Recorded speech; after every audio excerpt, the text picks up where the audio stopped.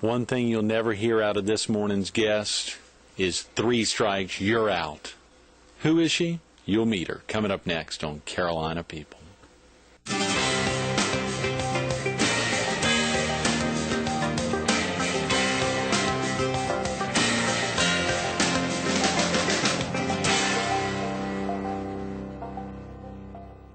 Good morning. Welcome to Carolina People. This morning we're at Garden City Furniture on Highway 17 Business in Garden City.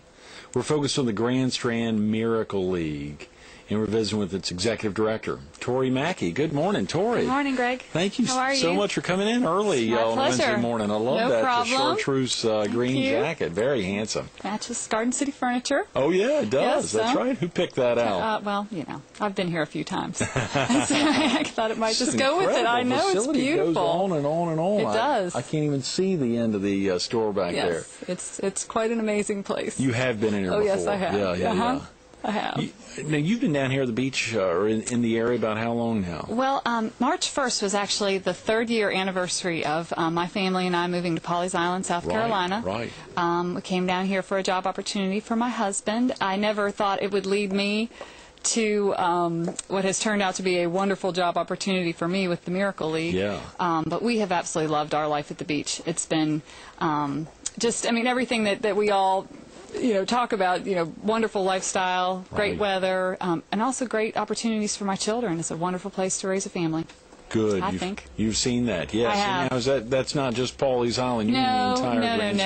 Yeah. I think all up and down the Grand Strand, especially since I've had a little more exposure to people through my job with the Miricle League. I just have seen this community, I think, at its best, with some of the most generous, genuine, caring people that I have ever come across. So I love it here. Oh, yeah, and you see when someone visits the Grand Strand Miricle League website, the extent of how far Miricle League extends. I think I saw you've got folks coming down from Tabor City, yes, as well as far up from Kingstree and other parts of Williamsburg County. Yeah, it's amazing that because the Miricle League is really a very unique organization and a unique opportunity for children with disabilities. The parents that are really behind all of this, the parents are the heroes in this situation, but it means so much to them to have their child be able to participate in a baseball league. That they come from everywhere, and they do things, just they go to lengths that I think most of us who don't have a disabled child can't even fathom. Just to give their child the opportunities that I think a lot of us take for granted for ours. So the extent of the disabilities can be very dire. Yes, we have, it is mental and physical disabilities that are represented. I actually learned a new word this week when I was visiting a special education class at St. James High School. What's that? It's exceptionalities. Oh, wow. That is, and I think I really like that word. We represent a variety of exceptionalities with our children. We have children who are wheelchair bound, and that really, I think, was the impetus for starting the Miricle League, was to give children who did have physical restrictions, such as a wheelchair, the opportunity to play baseball. Our field, well, you've been there, it is a kind of an all-weather track kind of surface, so that it's very easy to push a wheelchair around the bases. And that was really like I said, that's kind of what gave us the whole concept of the Miricle League, to be able to provide that actual facility. However, I think what it has grown to encompass is not just a physical place, but sort of an environment in general. This is a nurturing, caring, accepting group, and so we extend to, let's say, a disability like a Down syndrome, for example, where a child might not be able to play in an organized baseball league just through the rec, just because of behavioral issues, just not being able to keep up in certain ways. They come to the Miricle League and they fit right in. In fact, they're, we've got some kids that play with us that they thrive in the environment. They're actually really good, in terms of they'll hit it out of the park. So it's very exciting to see. And so we represent, our children represent a lot of different kinds of exceptionalities. I'm using my favorite word again, but it just makes it just all kind of works together. They all tend to mesh together. The other thing that really helps is we have a wide range of volunteers that come out and help us. Oh, you do? Yes, That's right. we do. We've got Absolutely. great volunteers. And one of our policies, if you will, is that every child that plays is paired up with a buddy. Every single one? Every single Wow. one. And this may take the form of a person, pushing a child in a wheelchair around the bases. Right. It may just be holding someone's hand and running around the bases with them. Mm-hmm. When it comes to fielding, helping out, keeping the ball in play and whatnot. Mm-hmm. But I think that the nurturing environment and the real kind of the freedom to develop as an athlete for these children really is fostered along by those buddies. So that helps us a lot too. That is critical. Yeah, it is Everyone's critical. volunteered. Yes. Right. Since I have been involved with the Miricle League, I have found, and it certainly doesn't have to be this way, but I have found that it works out beautifully when I have a group come. For example, a youth group from a church, a fraternity from Coastal Carolina University. I've been very, very fortunate to have the baseball team from Coastal Carolina University come out. They've come to almost every one of my games when they're not. On. No, yes, when they're not playing. When they're not playing in our fall season, because we do play in the spring and in the fall. In their fall season, Coach Gary Gilmore made it a policy that if a player was going to play on his team, he had to volunteer at least once at the Miricle League. Wow. And most of them came to every game. Oh, boy. And we have, the Miricle League has really grown. I mean, we have 6 teams now. We have 80 kids on the rosters. So we play literally 3 games of baseball every Saturday morning. So it's a 3-hour commitment. And most of the time, these players, and others too. I don't mean to overshadow that at all, but it meant so much to me and to our kids to have that team out there helping us. And I might add that it does help when people who actually know how to play baseball and can run the field at a level that I certainly couldn't do. Sure. That is great. It is. It's very great. But of course, you don't want to highlight that only baseball players can go out and be buddies. I mean, you've got folks of all. We do. We have retired folks. We have, I think because our children range in age, we have players who are as young as 3, and we have players who are 33. Is that right? And everybody in between. And so I'm thinking about, we do have a lot of retired people that come out and help us as buddies. We have teenagers that come and help us. My 7-year-old son steps up and helps, serves as a buddy. Right. And he loves it. He actually really loves it if they need to even out the teams and he can play. So as sort of a pinch hitter or whatever. Oh, yeah, sure. Yeah, so we really have all kinds of people, all kinds of ages represented with our buddies and our kids. That's great. Tory, if a viewer needs to get off to work now or obviously out to school or otherwise, is there a good phone number and maybe even a website that you all have for someone to learn more about the Grand Strand Miricle League? Definitely. They can contact me directly at 843-448-7712. Okay. That is the Miricle League line.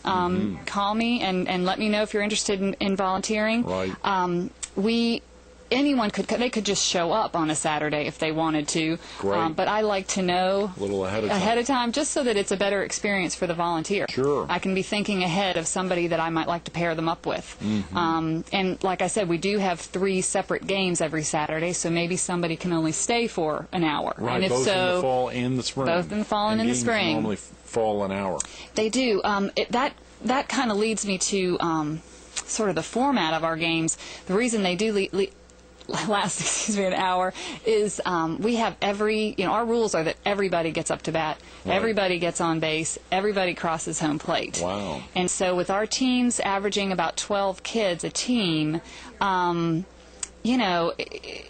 sometimes it takes a few pitches to get somebody on base, and so we patiently go through that lineup, and we try to get both teams through the lineup at least twice.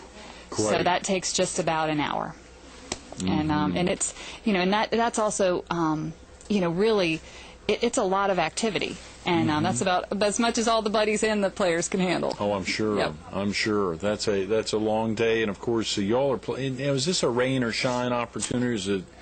You've got rain days. We do have rain days. Severe rain. We do. We had last spring. Actually, we were we got hit with a couple really bad thunderstorms that rolled in. For Right. sometimes we play in the afternoon. Right. And so we will, if there's any kind of threat of dangerous Sure. weather, we obviously cancel and try to make it up at some other time. But in the fall, there were some very chilly days, but everybody came out and put the hats on and put the gloves on and just That's tremendous. bundled up and came out and played. You gave the phone number 843-448-7712. That's right. Do you all have a website, Tory? Yes, we do. www.gsml.org. .org. That's great. gsml.org. Yep. That's wonderful. Well, it's a great-looking website, and it's one, I think you. that site's been up for a few years. I've Yes, seen it that has. change a little bit over the last few years, and obviously the schedules and the board of directors. You've got a great lineup there. You also We have do. some donate information so folks can get in touch with you all. Yes. Which is great. Some other just great shots. Those old baseball cards, whether they were ever printed or not, they look great on the website. I've seen them on billboards Yes, and otherwise. thank you. Yeah, we try to do baseball cards for the kids so Right. they can all have their own baseball card, and team photos and all the kind of things that the regular baseball leagues do. Yes. When will the spring? It's the spring season will be kicking off soon. Yes, 1 month from today. Oh, great. Yes, April 14th. Oh, wow, that's at, fantastic. Yep, 10 o'clock at the James C. Benton Miracle League field behind Pepper Gettings Yes. in Myrtle Beach. Okay. It is going to be 10 o'clock. We are really excited about opening day, not only for the great baseball that will undoubtedly occur that day, but we are also dedicating our new buildings on that day. So we're going to have a dedication ceremony, and then the kids can play ball. But we have some just wonderful people to recognize. Yeah. We have built in the past year, it kind of all came together, a concession stand and Great. bathroom, and it really our contractor John Thompson from Plum Development, he really, I think he summed it up best in that this building is almost like a monument to these kids. It is a very special building. It looks a little like something out of Nickelodeon, a little retro, Yeah, kind of like yeah. a diner sort of look.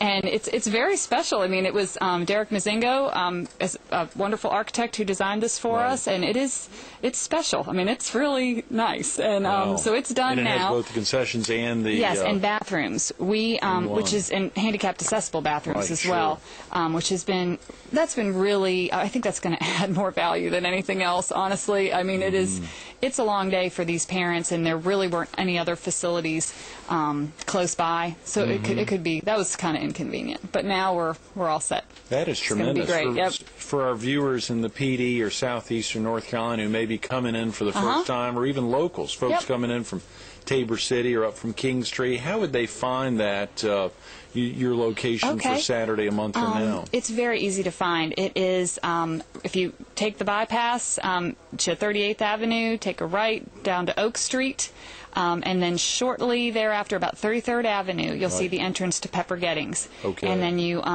turn right into there, and we're right at the back. There's one of the great things about our location for our kids is that our field is right in there with a bunch of other baseball fields. Great. So on a typical baseball Saturday for the Miracle League, there are, tons of other kids coming out to play baseball that day too. Sure. And it is, it makes our kids feel more like they're just a part of I love having an everyday experience.